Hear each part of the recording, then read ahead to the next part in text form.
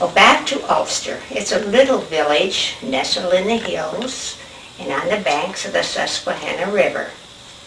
Our small village was very self-sufficient except for clothing, perhaps big electrical appliances, and we did not have a theater. So we looked forward to going to Towanda or to Sayre, or better yet to Elmira for such needs. My father was a pharmacist and owned and operated the corner drugstore. Everybody called him Poppy. Later he was known as Mr. Republican of Bradford County. Many a tasty treat was prepared at the soda fountain as you watched. Our little drugstore was a center of the town. News was exchanged, gossip, baseball scores, I suppose, arguments, I don't know. But many a romance was started at the little round tables with the spectacle back chairs. And I have 3 of those chairs, and they are indeed precious to me. My mother's recipe for chocolate syrup was a drawing card. People would come in and say, "Did Edna make chocolate syrup today? If so, I'll have a chocolate soda." And Dad had a long candy counter with individual trays of chocolates. How tempting. One little old lady used to come in and ask for 10 cents worth. I'm sure my father was very generous. My favorite was the coconut opera drops, wee little things. They were so good. I haven't seen any in years. I especially relish these memories of the confectionery side of the drugstore. In those days, druggists compounded their own prescriptions, mixed their ointments, filled their capsules. Of course, this was long before the days of the miracle drugs, which of course they could not do in their limited situation. And scabies was common in the country schools in the spring.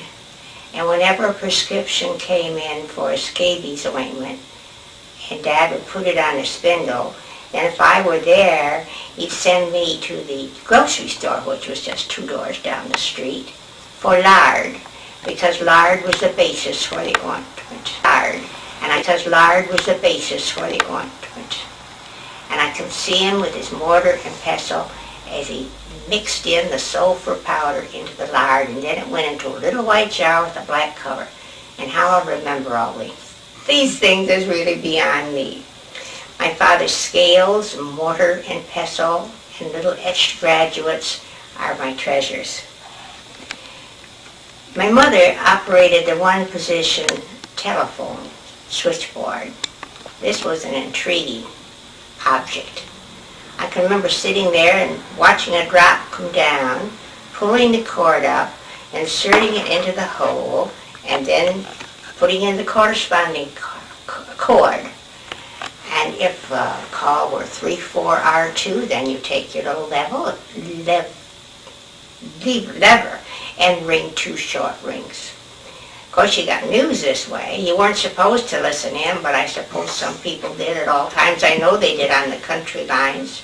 And then often people would call in just for help from the operator. They would say, "Edna, do you know where Dr. Lyon is?" Now this, you must remember, is a small town, and people had pretty keen ideas of where everyone was. So as I look back, it was fun, although I may not have realized it at the time.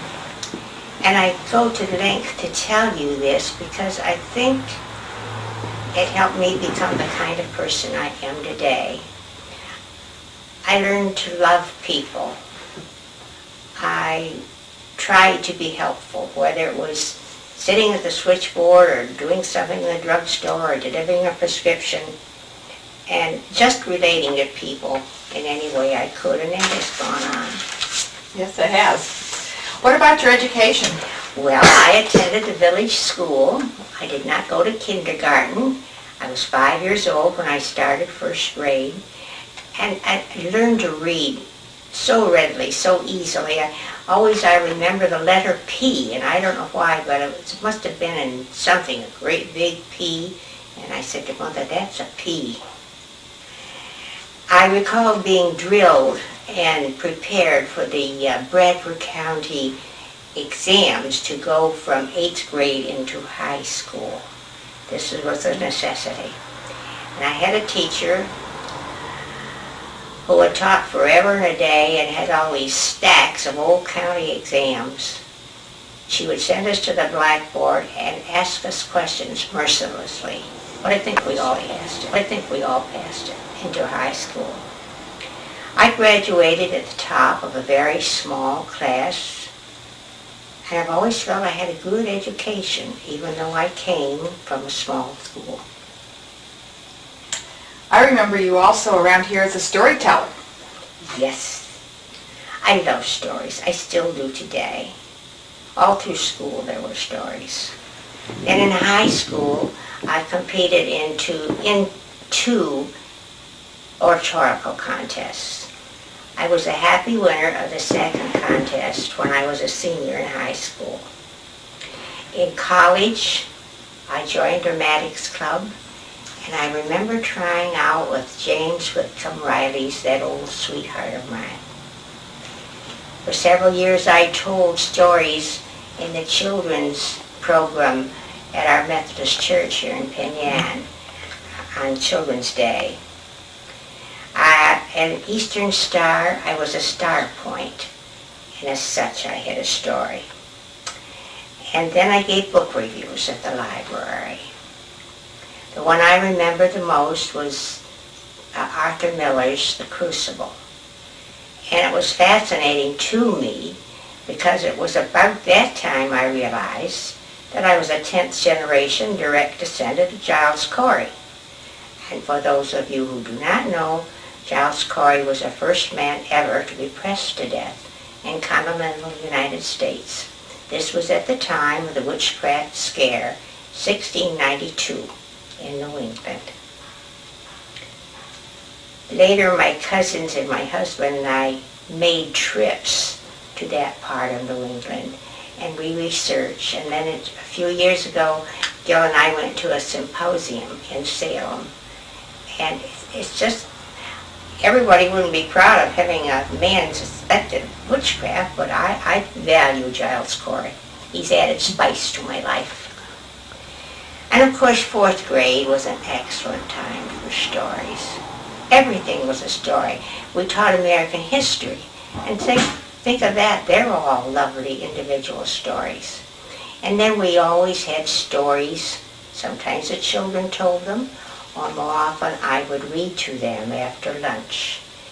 And I know that many children never knew Charlotte's Web by E.B. White until Storytelling, I know you have a love of poetry. Oh, yes.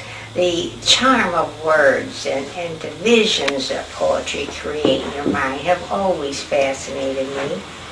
I suppose it began in elementary school when we had to learn a poem a month. And usually at family gatherings, someone would say, "Phyllis, have you got a poem for us today?" Now, I know in later years they were secretly amused at me, but I'd love to stand up and recite Columbus, or whatever the poem was at the time. I remember when I learned the song, or the poem, I know the song that the bluebird is singing. I must have been about 4th grade. I was rather stout, but I'd convinced my mother I should have knickers. And I teased and teased her to let me wear knickers to school the day it was my turn to recite the poem, but I doubt if she did, but I remember that so vividly. My mother was so patient with me. She worked with me always. She was my mentor. Whether it was for poetry or for Latin or for algebra, there was my mother. I loved her dearly. Then Christmas and Easter programs in our church were also an opportunity to perform, if you will, to be in a cantata or have a recitation or to be in a little play, and I always loved it. This well-thumbed poetry book, which is dated 1928, Poems Teachers Ask For, has been a companion. As you can see, it's all ready to fall apart, but I still enjoy it. In fact, I was looking at it this afternoon. Later, I participated in musical teas in the Methodist Church, always with poetry. And I suppose the fondest memory I have of poetry is when I was a little girl, and there would be an annual Memorial Day parade. And I had the opportunity to wear a white dress, carry a little flag, and march to the cemetery behind the band. I think about when I was in 8th grade, I had learned the poem, The Blue and the Gray, and I recited it not only in our Ulster cemetery, but I had also been invited to recite it at the cemetery in Shashequin. And if that village sounds strange to you, it's an Indian name, which of course in many towns on the Susquehanna that have this.